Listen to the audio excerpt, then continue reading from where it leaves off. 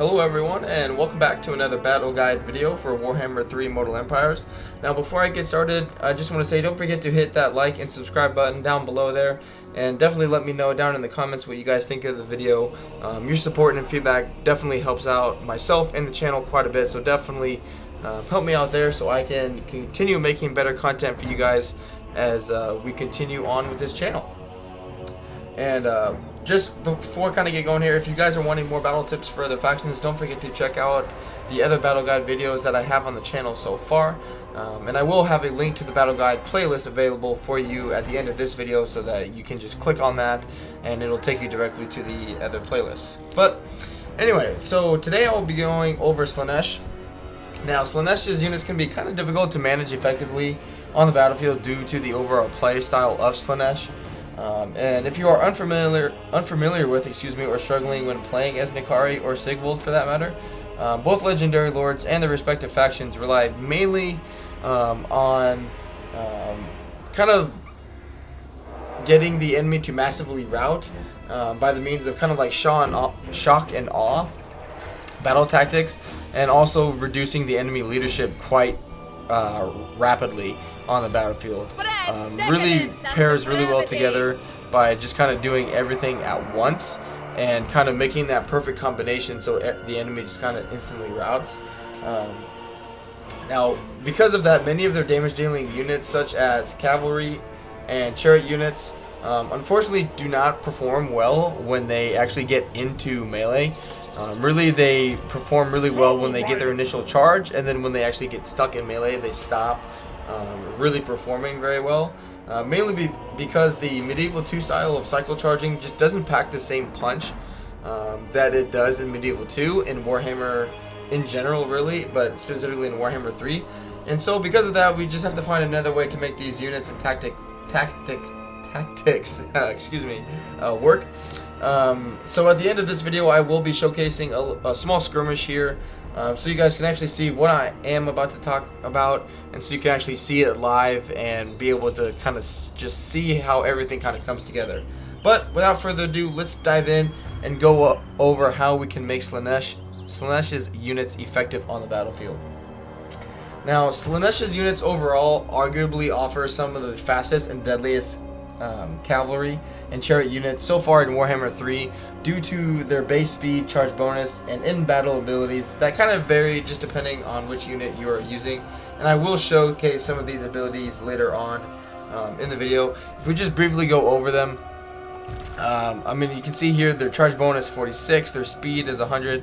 The Hellstriders here still have a speed of 100, charge bonus 40. So I mean, these units are just literally almost going to look like they're flying on the battle map there. Now, despite these powerful stats, these units, again, kind of like what I mentioned earlier, can get pretty stuck once they actually get into the actual fighting against enemy units. Because essentially what happens is they charge, they get caught up fighting the enemy, and when they turn around and they turn their backs to try and set up another charge and reform, they just end up taking a bunch of damage, and they either rout because their leadership drops to a negative amount and they just break because they've taken so much damage, or they are able to get out but they've taken so much damage being in melee that they basically insta-rout as soon as they charge again into the enemy formations because they are just so heavily damaged from that initial charge. And unfortunately, because of that, these units being your kind of main balance of power in the fight, losing that balance of power just makes inflicting the army losses that much harder because you are losing the majority of your balance of power when you do take that much damage on these units. Now, fortunately, this is where Slaanesh's melee units come in. Now, unlike Bretonnian factions having strong cav units and really weak infantry, Slaanesh factions have access to some of the most powerful and tanky melee units in Warhammer 3. Chaos Warriors and Chosen units. Granted, you know, in the early stages of the campaign, you're probably not going to be able to afford these kind of units because they are rather expensive.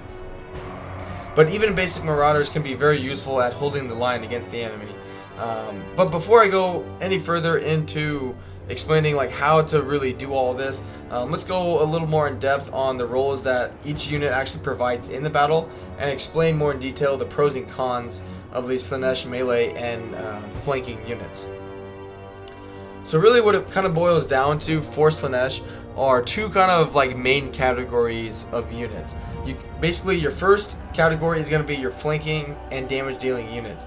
Now these are going to be your cav units, your chariots, your single entities like Nikari here, and like specifically here in this custom battle we actually have a few of these units here, and you can see that each of these have a devastating flanker trait, which if we hover over it here, basically it just means that when they charge into the rear or side of an enemy unit, their charge bonus doubles. So it won't like show it actually in the battle, like it goes from 46 to 92, but as long as you're hitting the side of the enemy, you will visually be able to see that charge bonus kind of being applied, because the enemy will just get trucked right on over. They also have loads of speed, which we've talked about earlier, having a speed of 100, and this is just their base stat. There are hero traits that you can get that increase the speed of your army as well. So again, this is just the base. You can definitely increase it more. I think like for Nikari, for example, in battles I've gotten his speed up to like 176 before, which is just insane. But despite having loads of speed and being able to increase it, they also have some in-battle abilities that can make your flanking units even stronger. For example, the Heart Seekers of Slaanesh here have the ability Soul Scent, which if I just hover over here, the effect of this, which is melee attack up to 20 and armor piercing damage up to 50% of their base, this amount and intensity, rather, the intensity will increase for each enemy unit within that 50-meter range, which is a pretty wide range. That is either wavering or lower. And now when it says lower just means 50% of the enemy's base leadership. So for example, if the enemy's leadership here was 66, as long as it is less or at 33 or lower than 33, then that Soul Scent ability's intensity will start increasing there. Also, for the Hellstriders here, we have another in-battle ability called the Soul Hunters, which is a little different. Here, the intensity increases with each kill made by the unit, and it affects their ward save, leadership, and charge bonus. Now, one thing to note here is that effects like this, where it says each kill made, like, once you kill a unit, that doesn't like ever go away. So once you like get, say, like 8% ward save, that 8% ward save is there for the remaining of the battle. Now, this ability here with Soul Scent, I believe, fluctuates in the battle, because obviously as you cycle charge and move in and out of attacking an enemy, you're not going to be in the range of an enemy unit that may be wavering or a 50% lower of their base. So I believe the melee attack and armor piercing will fluctuate more in the battle, unlike the straight up bonuses that the Soul Hunters here will get. Now, these abilities can become pretty handy as the battle goes on, because they'll just make your enemy, or make your units, just stronger and a little more tankier in the battle. And in order to make your chariots and cav perform the best, you need to be able to get these units behind the enemy lines in order to perform these charges into the rear or flanks of their forces, the enemy forces that we've talked about. Mainly because the enemy won't be braced, and it'll just be a lot easier for your units to get out of the fight when they need to, so they can reform and get a good proper charge in again. And they're also really good at dealing with the enemy's flanking units. Here you can see we have Vanguard deployment, so we can, if we wanted to, we could start them out over here, just basically hit them before they even know what's going on. The Hellstriders here have anti-large, so whether it's a single entity or in this custom battle, for example, I'm going up against Bretonnia actually, so their flanking units, a lot of cav heavy, a lot of base, so we're gonna get that anti-large bonus against them as well, because we just have the anti-large trait. So it'd be really good and effective units to actually take care of their damage dealing units as well. And lastly, just because you have so much speed at your disposal, you'll almost always be able to outflank and outmaneuver any enemy that you're going to encounter due to that. And once the enemy loses their flanking units, yours are just going to have free reign over the enemy's infantry, missile units, or even artillery units. It just kind of depends on what the enemy is bringing to the fight. Now, with all that being said, they are only able to do this as long as your melee units do their job, which is actually the second category of Slaanesh's units, which how I kind of think of it as the quote-unquote hold the line type of units. Now, the holding the line units is just literally exactly as it sounds. These units just need to be super tanky and difficult to break units in the battles, while your other forces do the harassing and damage dealing against the enemy. Now, Chaos Warriors and Chosen are obviously better than like base Marauders, but even Marauders are often better at this in the early stages of the campaign compared to Demonettes. Due to the fact that they have a shield which allows them to protect themselves against arrows shooting directly at them. Now that the shield doesn't help them if the enemy is shooting into the back of you, but that should rarely happen. But it is something to be, something to be aware of in the fight, and just be aware of where the enemy's missile units are firing at your units. And mainly, the reason I bring this up is do not be fooled with Demonettes compared to Marauders. Yes, statistically, Demonettes are much stronger in melee than your Marauder units, but when playing as Slaanesh, your infantry, whether it's Chaos Warriors, Demonettes, like yes, they are decent melee combatants, but they are not going to be your damage dealing units in your campaigns. It's going to be your lords, your heroes, your cav units here, chariots if you have them in your armies. The sole purpose of Demonettes and Chaos Warriors are not to get 1 to 200 kills a battle. That's just not going to happen. Plus, like, what's the point really in the early stages of the campaign, especially when you're playing as Nikari and you're going up against loads and loads of high elves that have tons of missile units, if you lose 50% or more of your Demonettes because they have no armor, they have no shields, and they're, even for a Slaanesh unit, for a melee unit, they're not the fastest, and the high elves have super long range. So essentially your Demonettes will take loads of damage, they begin to crumble, and then suddenly you end up realizing that half your melee units are either gone or at less than 50% of their health before they even actually get into the fight. So don't shy away. It's okay to go cheap early on in the early stages of a campaign. Plus, it's just much easier to replace your Marauders than Demonettes. But anyway.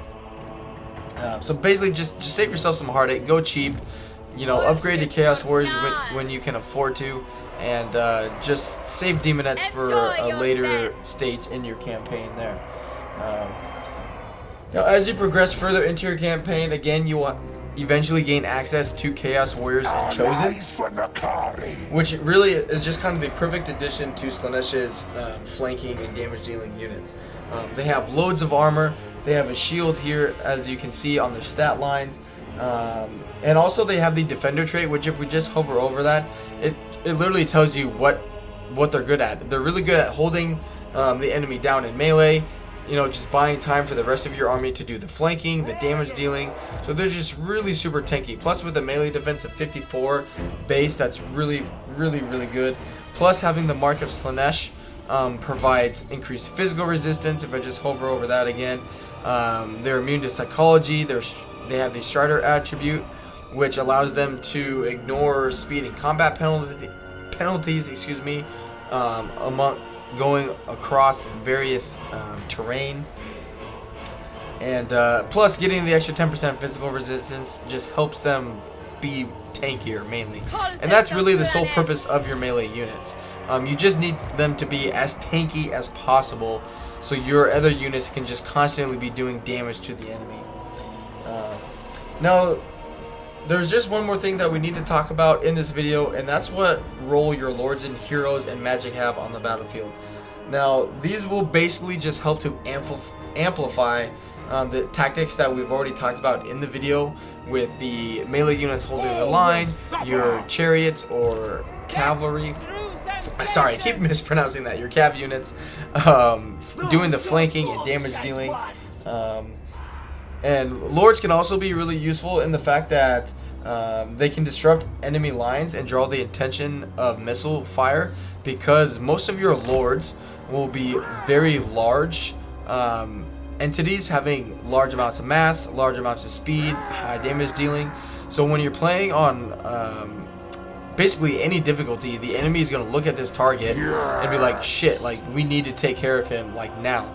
So I mean, if you want to cheese it a little bit, you can waste enemy ammunition, or you can just harass them by moving your lord around the map and getting them to face away from your other units getting into position to attack.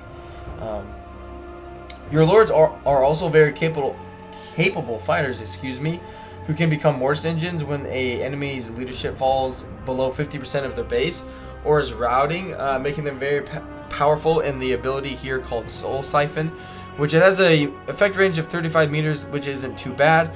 So you know, when the enemy's melee units are caught up in fighting your own melee units, you just bring your lord in here, and you know, as long as the enemy again is wavering or their leadership is less than 50% of their base, the Soul Siphon ability will instantly kick in, and you'll have a mortis engine in your army. Heroes can also play a big role in battles. For example, having typically in my armies, in my Slaanesh campaigns, I usually have one or at least one, maybe two cultists, depending on which trait I get, because they also can get another form of a mortis engine called the Giver of Torturous Glory, which is basically the same thing in terms of being a mortis engine, but this applies constantly, kind of like the Soul Hunter ability compared to the Soul Scent ability here, where this damage per second increases depending on how many kills are done in an area around them. So a really easy way to get this mortis engine like happening in your battles is once you get into melee, just cast a spell or two, do a bunch of damage, and you will quickly see your cultists, as long as they are also on a war shrine, excuse me, that's the other important part. They have to be on a war shrine to have this ability. But anyway, it's just a really good way. That way you basically have two mortis engines going on at once, and you're just wrecking the enemy melee units. And just lastly, again, magic can provide a big role in providing just a final blow against the enemy. A well-placed Phantasmagoria here, which we can see reduces the enemy leadership by 16. It also immobilizes all enemies within a effect range of 35 meters, which provides you a good opportunity to also cast then a Slicing Shards, which does a bunch of damage dealing, which again can kick in the Giver of Torturous Glory ability for your cultist heroes there. Now, that was a lot of information there, just in under 20 minutes. So, without further ado, let's to wrap things up, let's just do a quick little battle showcase here to show you guys how this all can work. Now, for the purpose of this video, I have made the enemy slightly weaker than probably what you will encounter in an actual campaign. But the purpose of this video is, you know, not to show a long dragged out fight, but rather just to show you how combining all these tactics in your campaigns and in your own battles can make Slaanesh's units be really, really effective. So without further ado, let's just jump on into this battle, and I will show you guys what I mean. So here we are going up against Bretonnia. As I said, we can't see them now because the hill here, but we'll be able to very quickly once Nakari just gets over this mound as well. Now, I've given them access to some flanking units of their own, as well as some melee infantry and missile units. So as we can see here with the Lord, they're already wanting to shoot Nakari because they consider him a threat. And we just get our units into position here. There we go. We get them distracted. We just keep moving. And we'll just keep moving our own units here. Good. And see, as they're doing that, they're not really sure what to do because they see our units coming in. And really, as you can see, really, like, Nakari is just harassing them. Like, they don't know what to do. They see units coming in here on their flanks, but they're not sure what to do because Nakari's right there. That could be a potential threat to them as well. And all this is doing is allowing our melee units to basically get into the fight. Now, depending on if you're the attacker or the defender, it'll obviously just vary on whether or not the AI starts coming at you. But it really just will depend on the situation there. Now let's get our melee units to just come into combat here. Let's use the slippery ability just to make our cultist hero here a little faster. And yep, our flanking units are in position. We're just waiting for our melee units to get into the battle here. Now here we go. We're going to take the Hellstriders and get rid of the Knights Errant. And see here, we've already gotten the enemy way out of position due to just harassing them. And they're just spread out perfectly. Because here they're converging on the War Shrine, not paying attention to what I'm doing. Our Hellstriders here, we're dealing with their flanking units. We're already taking out some of their melee units here. Very good. See here, they should be below 50% of their base.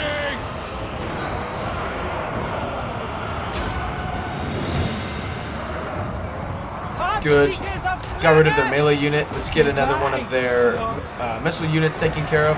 Let's pop in a Phantasmagoria, reducing more leadership. Good, there we see the Soul Siphon ability kicking in. Very nice.